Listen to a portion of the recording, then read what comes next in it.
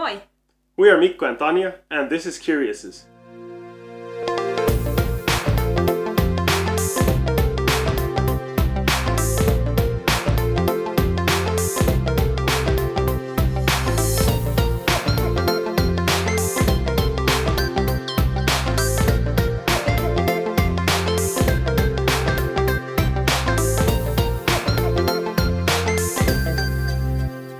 So, we're back from our Easter break.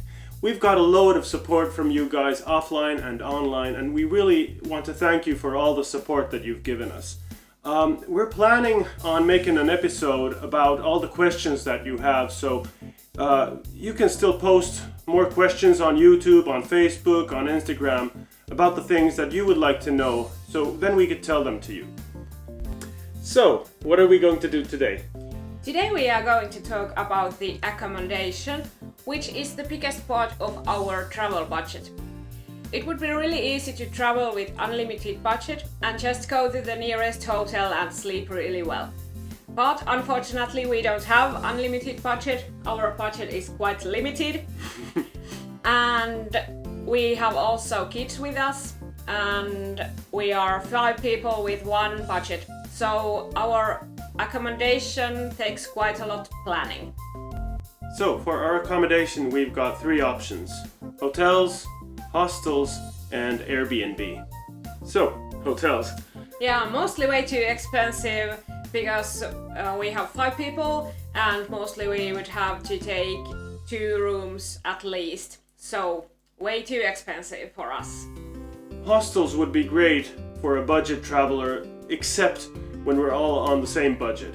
So even though it might be like 15 euros per person, when you add them up, it's more expensive than Airbnb. Yeah, and with kids it's not so nice to sleep in mixed dorm of 12 people or something like that. Most of the time, Airbnb was the best option for us. And since we're traveling with kids, we decided to book in advance. It's much easier, and now we've got a place to stay for every night on our trip. It's also a lot cheaper to book in advance and the selection is much better. We found our accommodation by checking different options on booking.com, Hostelworld and Airbnb. Since we are traveling only by train, the location was one of the most important criteria.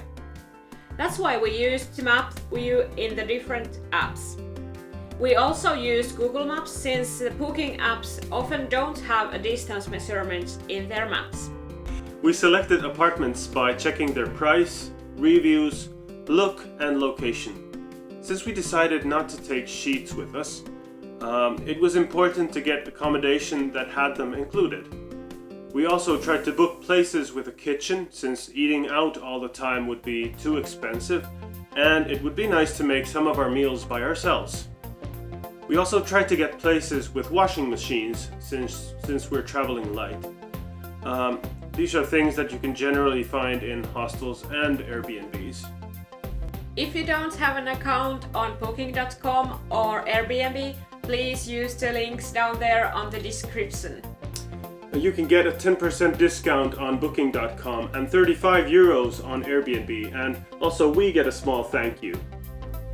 That was all for today. Nähdään pian. Hey! If you enjoyed this episode, please leave a like and a comment below, and if you want to see our previous episodes, they're over there. And if you want to stay updated, please subscribe or follow us on Instagram or Facebook at Kuriouses or #kuritreilaa.